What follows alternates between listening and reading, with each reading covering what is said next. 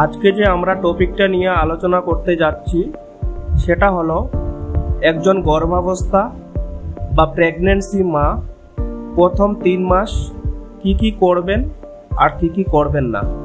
আসুন দেখে নেওয়া যাক। আপনি কি নতুন মা হতে চলেছেন? প্রথমবারের মতো গর্ভধারণের অনুভূতি নিয়ে দ্বিধা, প্রশ্ন আর উত্তেজনায় ভরে আছে আপনার মন? তাহলে এই ভিডিওটি শুধুমাত্র আপনার জন্য।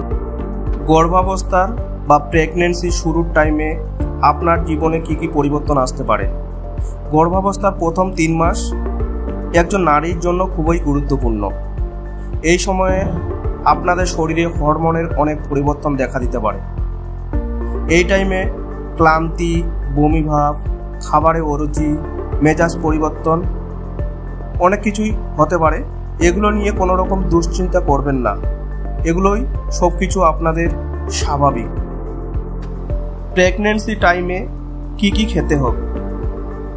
একজন মা ও শিশুর সুস্থতার জন্য পুষ্টিকর খাবার খুবই জরুরি।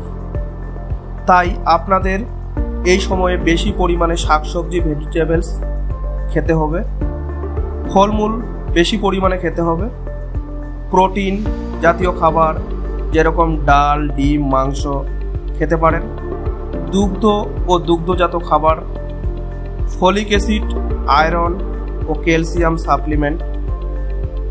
বাট এগুলো খাওয়ার আগে অবশ্যই চিকিৎসকের পরামর্শ অনুযায়ী খাবেন। এই টাইমে কি এড়িয়ে চলা উচিত? এই সময় কিছু জিনিস একদম এড়িয়ে চলা উচিত, যেরকম কাঁচা বা আধসেদ্ধ খাবার, ধূমপান ও মদ্যপান, অতিরিক্ত ক্যাফেইন জাতীয় খাবার, চা ও কফি, বাইরে থেকে কোনো রকম মেডিসিন আপনারা খাবেন না। খাওয়ার আগে অবশ্যই ডাক্তারের পরামর্শ নিয়ে খাবেন। দৈনন্দিন জীবনে কিছু গুরুত্বপূর্ণ অভ্যাস আপনাদের করতে হবে এই টাইমে।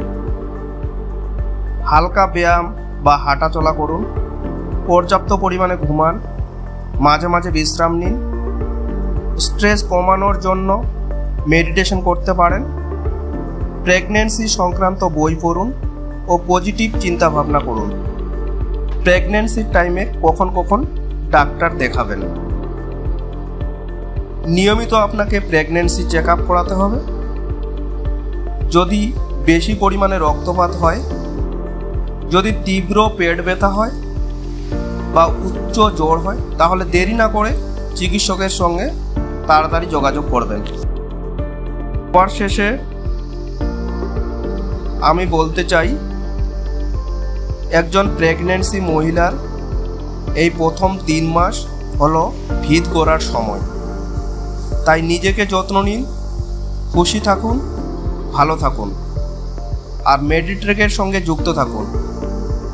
গর্ভাবস্থাকে করুন আরও সহজ ও সুন্দর। যদি ভিডিওটি ভালো লাগে লাইক দিন, বন্ধুদের সঙ্গে শেয়ার করুন এবং আমাদের চ্যানেল মেডিট্রেককে সাবস্ক্রাইব করতে ভুলবেন না।